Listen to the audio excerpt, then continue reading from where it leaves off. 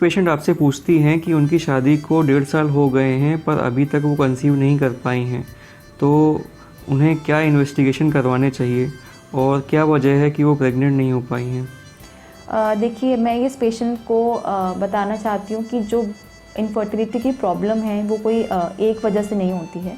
वो दोनों मेल और फीमेल फैक्टर्स रिस्पॉन्सिबल होते हैं उस चीज़ में। फीमेल फैक्टर्स की बात करें तो रिप्रोडक्टिव ट्रैक की कोई भी अबनॉर्मैलिटी, या तो वो सर्वाइकल फैक्टर्स हों, या तो फिर वो आपकी ट्यूबल ब्लॉकेज हो, जो हमारी नलियाँ होती हैं उसमें दिक्कत हो, या ओवरीज़ में प्रॉब्लम, पीरियड में प्रॉब्लम हो, हार्मोनल प्रॉब्लम्स हो, तो भी ये सब कारण होते हैं बच्चा ना होने के। और मैं इनको ये भी बताना चाहूँगी कि मेल फैक्टर का रोल बहुत ज़्यादा है। 30 to 40% केसेस में मेल फैक्टर रिस्पॉन्सिबल होता है इनफर्टिलिटी के लिए।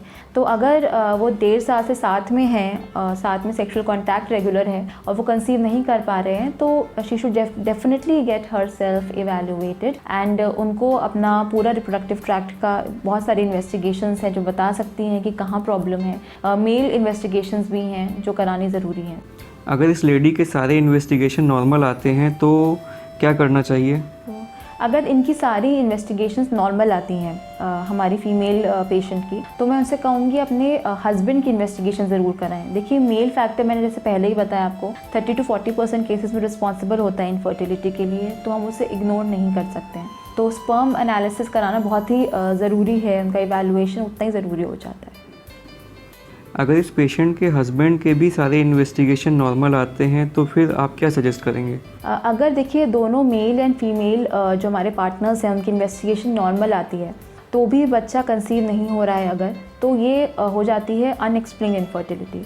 कम से कम 10 से 15% कपल्स ऐसे हैं हमारे भारत में जिनको अनएक्सप्लेन्ड इनफर्टिलिटी मिलती है जिनमें। तो मैं ऐसे पेशेंट से वही सजेस्ट करूँगी कि पहले तो आप नेचुरली कंसीव करने का ट्राई करें, अपनी लाइफस्टाइल इंप्रूव करें, फर्टाइल पीरियड में कंसेप्शन ट्राई करें। दूसरा, अगर उससे भी कंसेप्शन इनका नहीं हो पा रहा है तो बहुत सारे ऑप्शंस हैं जैसे ओव्यूलेशन इंडक्शन, जिसमें हम दवाइयों के माध्यम से एग्स को स्टिमुलेट करते हैं और उनका प्रोडक्शन बढ़ाते हैं, जिससे कंसेप्शन का रेट बढ़ता है। अगर उससे भी कंसेप्शन इनका नहीं हो पा रहा है तो अदर ऑप्शंस भी हैं जैसे IUI है, IVF है। तो IUI में इंट्रायूट्राइन इंसेमिनेशन में हम लोग स्पर्म्स लेते हैं हस्बैंड के एंड फीमेल के यूट्रस में डालते हैं, और अगर उससे का भी फेलियर होता है, सबसे लास्ट रिसोर्ट फिर ऐसे पेशेंट्स के लिए हो जाता है इन विट्रो फर्टिलाइजेशन, से हम टेस्ट ट्यूब बेबी भी कहते हैं, परस्यू कर सकते हैं।